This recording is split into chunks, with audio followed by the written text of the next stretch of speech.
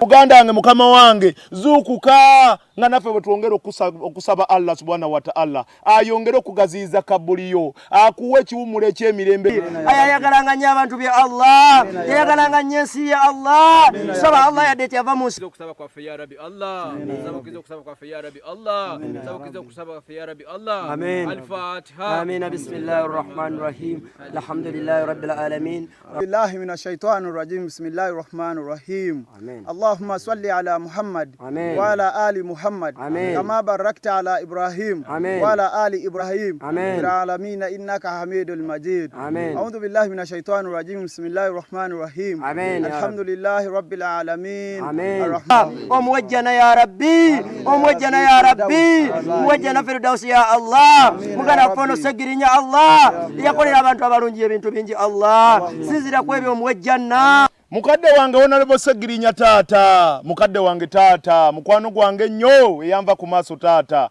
ayi taata nzizo kulopera olutabalo taata kaadi ya Kawempe North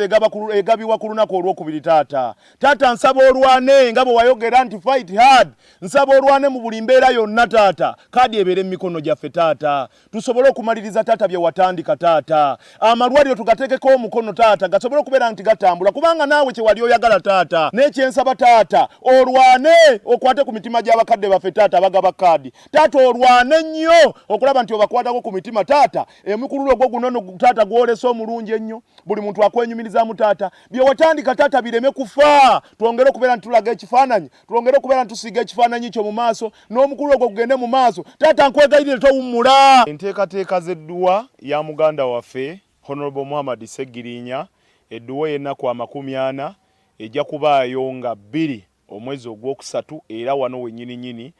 Butale Kaddugala maka g'abakadde be twagala okutwala omukisa guno okukoowoola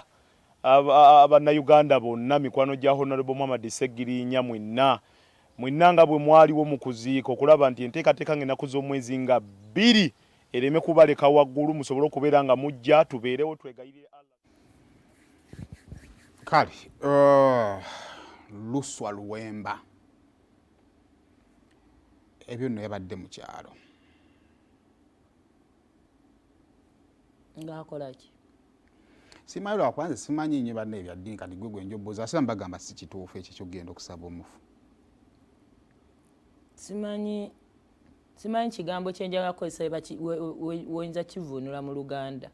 but byonna ebikolebwawo nze nganza okuva mu ntegeera yange ekigambo kye nnyinza okwogera kiri disgusting.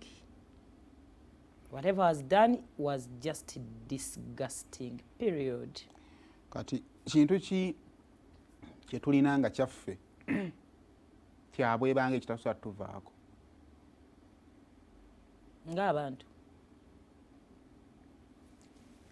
nga kyaffe kubeera mutabani oba muwala wa muntu kubuuya bataatawo omanyi onna time bw'otuuka ntugamba ne bannaye banne wadde taatawo naye okasusizza naye ng'oli nno taatawo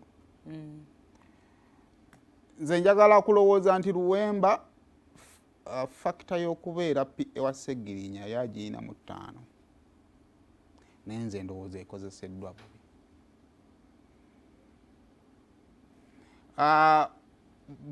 Pastor Yiga bw'afa alekawo mutabani we Jjengo ddala omwana we w'omuntumbwe Jjengo najja abantu abamu kye basooka okwagala ku Jjengo nti baali tebamuwa budde nga taata waakola ki waali nga taatawe waali kati taatawe bwagenda because omutabani ye yali asigaddewo ate batandika omuwa obuki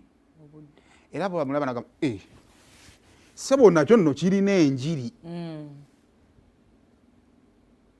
point yange ogitegeera nti bamulaba kubanga mutabani wa Pastor Yiga akola ki abizzaayo